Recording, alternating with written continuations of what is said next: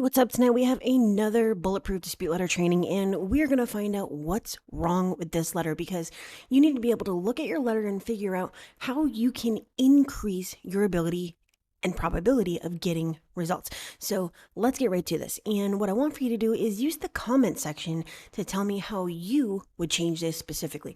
All right, so the top of it is pretty straightforward. Name, address, date of birth, social, right? Then we have our date and the bureau. So what we're going to do is we're going to look at this, and together, you and I are going to fix this letter so that we can increase our probability of results. Because remember, the longer you dispute, the harder it is to get results. So every single letter that we send out needs to be targeted. Every single word on our letter needs to have a purpose, right? So let's read this first paragraph together. I need you to remove these accounts that I found that are wrong. Section 1681 states that you must perform an investigation, and if it comes back as unverified, keyword unverified, it needs to be promptly removed. I also need to see your contracts that you're required for each account, and I am disputing all of my accounts because they are wrong. You have 30 days to respond, or my intention is to take you to court, and I will. Now let's pause right there real quick. Look at this part right here. Let's start with the bottom part of this first, and let's go grab a pen, and we're gonna make it purple. And just so you know, you can pause this right here, go down into the description and pull this up if you want to, because you can do the same thing that I am doing right now by marking this letter up. Okay, so back to this. Let's look at this last part first. Okay, you have 30 days to respond, or my intention is to take you to court, and I will. Let me just tell you right there, it is illegal to state that your intention is to sue someone unless your intention is truly to take them to court. That is definitely number one. Number two is they have 30 days to respond, but, and this is a huge selling point for so many companies, so I want you to listen to my words carefully. Not only is it going to state in their system that they did respond, but most of the time they're not going to, okay? Because their entire prerogative is to get you to stop disputing, okay? So while they may have 30 days to send you a response, that response might just be to state that they received your dispute, or that they require more time, or they're just not going to do anything at all. They do not have to remove your negative items in 30 days. Okay, that is only to send you a response. And 9 times out of 10, again, it's going to state that they did. So let's move on. Okay, so I need you to remove these accounts that I found that are wrong. Okay, so look at this. Why is it incorrect? What is it inaccurate? Is it because you pulled your report on identity IQ or credit check total or privacy guard or my score IQ or whatever and saw that you had multiple addresses that were incorrect or whatever? You need to tell them what it is that you found wrong and why you are writing this letter. Now, here's the next thing. Section 1681 states that you must perform an investigation. If it comes back as unverified, it needs to be promptly removed. Okay, so putting any sort of laws in here is not going to do you anything. Unless you actually are an attorney, this is really not going to do anything. So you are not an attorney, okay? And forgive my writing, I am writing on my Wiggum tablet and I'm on my screen. Okay, so you are not an Audi, okay? So anywho, that's what it says. You're not an attorney, and you're not going to teach the bureaus anything that they didn't already know. That's not your job. Your job is to write a letter that's going to get results. So I would completely and totally nix this entire section about law, okay? So what your first paragraph needs to state is very, very simply the W's, okay? Why you are writing the letter, what you want them to do, and that is it.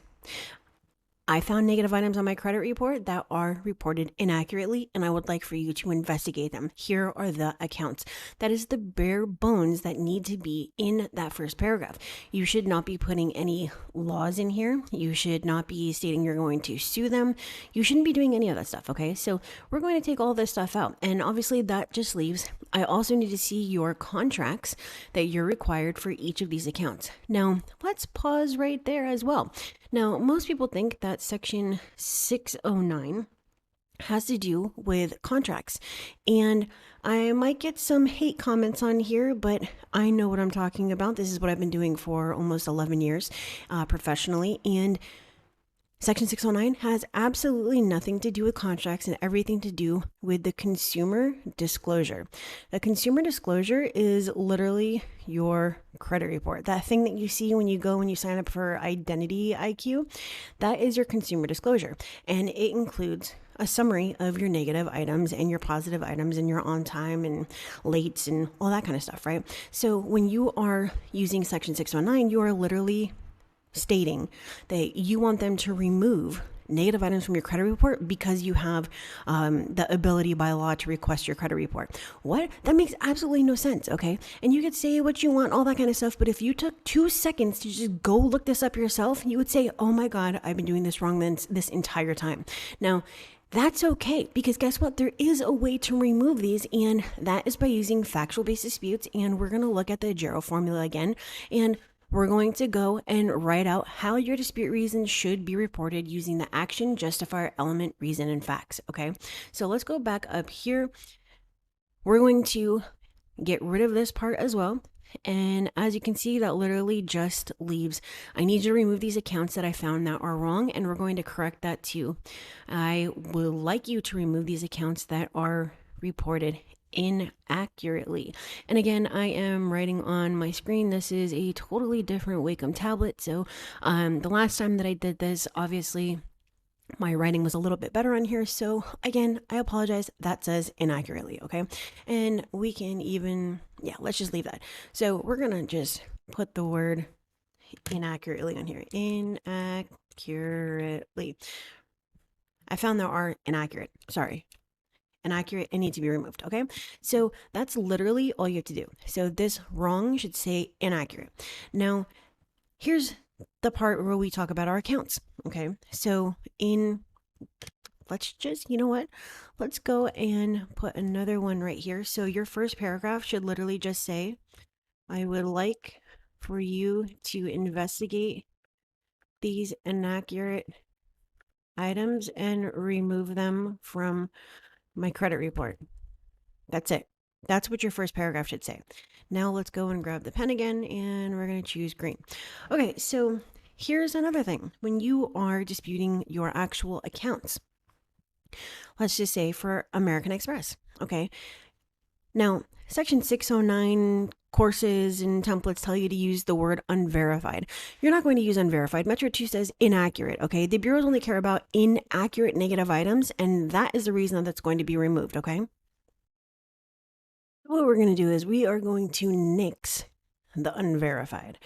You should never say unverified, especially when it's dealing with a bank. Now, here's the reason why. They are not, just as we already went over, required to send you any documentation at all stating anything, showing your signatures or anything like that. So when you waste your 30 to 45 days asking for things that either don't exist or they're not going to give you, then obviously, just as I said, you wasted your time. So what we want to do instead, we're instead going to say, delete this account because I disputed it 45 days ago and the required notice of dispute is missing.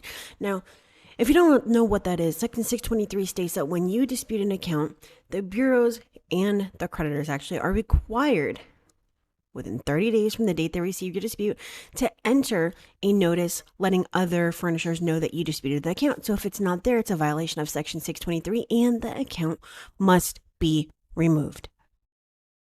Here's the thing with medical. You can most definitely ask for validating documentation, but I wouldn't word it like this. Show me a contract with my wet signature. That just, in no universe does that get you any results, okay? So medical collections are a different breed.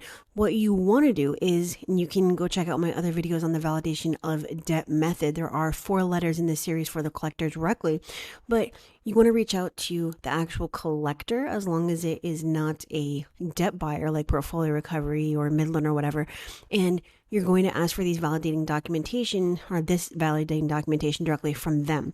You are then going to dispute with the bureaus and state very simply that you have no idea what that is and you want to see the documentation that proves that account. Otherwise, delete it. So that is how you take care of medical. Now, if we go down and look at Santander, I'm going to let you know that trying to use a lawsuit without knowing what the lawsuit is or how it works is not going to remove that account. What you want to do is either A, look for stuff in the hierarchy, such as the date last active, the date last paid, stuff like that. So we have the DOLA, the DOLP, notice of dispute, failure to enter the excuse me, failure to update the status update date, stuff like that. Okay. Now, you can very, very simply state that, the date last active shows 3 different dates, and then specify those dates and then ask for the deletion. Or you can go and look for first delinquency date. If it's, obviously it's going to be the oldest, state that you did pay on time and then ask for a deletion. You can check out the payment history and look to see if there are like a ton of late payments in the payment history, or if there's activity after the close date, so on and so forth. So there's tons of ways that you can remove accounts, but unless you actually know that there is a lawsuit and it most definitely applies to your account, you're not going to want to use the whole, according to the lawsuit, or there's a lawsuit and, because of this, remove it. Now, for Citi, and we're down here, Citibank, these 3 late payments between January 2020 and March 2020 are wrong. I paid on time. Now, while you may think that this is kind of accurate to state this, I really wouldn't. I would choose one date, the oldest date, and I would choose the oldest date, and I would very simply state that I paid on time on January 2020, and this account needs to be updated to paid on time, never late. Okay. Now, if that doesn't work, then you're going to go to February. If that doesn't work, now you're going to go to March. If that doesn't work, you can then go after independent investigation, because obviously they're not going to have documentation.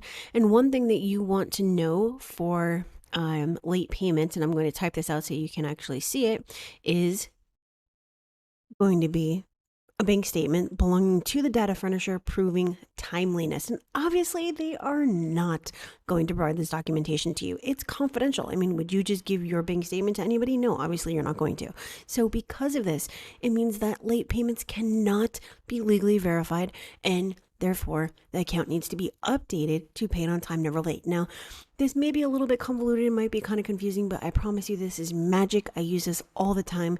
Using factual based disputes is literally the only way that you should be disputing. Now, I'm not going to say that my way is the best way and all that kind of stuff, but what I can say is that for me, and this is all I've been teaching for the last 7 years or whatever, for me, this is what gets results for me, from my clients, and this is something that maybe you can try. Now, a lot of the times people say, oh, well, I tried this and it didn't work and all that kind of stuff, but if you are not doing it the right way, then factual based disputes are not going to help you. All right, so let's look at the last part of this, and let's go grab a pen. If I can click on this, and we're going to choose black. Okay, Congress states that you are required to give me copies of signed documentation. So unless you can send it, all these accounts need to be removed. This is not true. Congress does not state that they are required to give copies of signed documentation. And so they're not going to remove it just because you state this, okay? And adding in some ambiguous law is also not going to help you here, such as Section 1681 or 609 or any of that, okay? Looking forward to seeing this within 30 days. No, all they have to do is give you a response, which brings me to the last part of this section. Now, what you always want to remember is that when a company is telling you that you're going to see results within 30 to 45 days, just because by law, the bureaus are required to respond within this time, what they're not telling you is that it's exactly what I mentioned at the beginning of this video. All they have to do is respond. And this can be as simple, your dispute has been received. Okay. That doesn't mean that they're investigating. It doesn't mean that you're going to get results. It doesn't mean anything other than your dispute has been received. Okay. So do not believe this, okay? The only place that this exists is on social media, all right? And you've heard me say this in other videos, so I'm not going to go into it, but let's go down into the next section. So For the bulletproof training, you're going to want to understand the Agero formula, and this formula allowed me to get over 20,000 deletions in 2020 alone. Now, if you look at this example account, or this example reason, I should say, it says, I disputed this and you didn't correct this account and you need to remove it.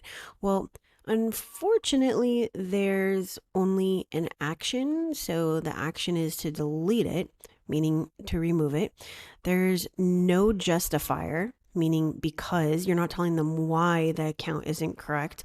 You're not telling them what element you're disputing, so what isn't correct, and you're not telling them, again, the actual reason for the dispute, and you're not giving them the facts. So why, if you were only telling them to delete an account, would you think that you're going to get results from this? The actual way that you should be disputing this would be to, and I'm going to give you a better reason right here. So a better way to say this would be something along the lines of, remove this account for inaccuracy because the payment history lists 7 late payments after the account was closed. Okay, so this dispute reason does include the action, justifier, element, reason, and fact. So let's go point them out. So the action is going to be remove this account, right, for inaccuracy. Because is the justifier, right? So the justifier is going to be because. The payment history is the element. So now we have the payment history. That's going to be element. Payment history lists 7 late payments after the account was closed. And that's going to be the reason. Okay. Now, as far as facts go, that also goes right into here. Okay. So this is the way that you want to be writing your disputes. And you can even add on to this the actual dates from this date up until this date. But for this type of dispute reason, it's actually not required. Okay. So this is the way that you want to write your disputes for results. Now, if you want to go and check this out yourself and kind of browse through this and see why this would work better than what's actually written on this page, then use the link in the description. And as I mentioned, use the comment section and let me know how you would change this letter for results. Now, use a link at the top of your screen if this is just something that is not going to work out for you and you don't want to do yourself. Schedule a call with me and I will see if I can do this for you so that you can get the fastest results and the highest score. Okay, so I hope you have a great rest of your week. I hope you had a great weekend. If you haven't done so already, make sure you subscribe so that you don't miss a video that's going to change the course of your financial future. All right, so smash a like on this video. I will see you later. I'll see you tomorrow and have a great one.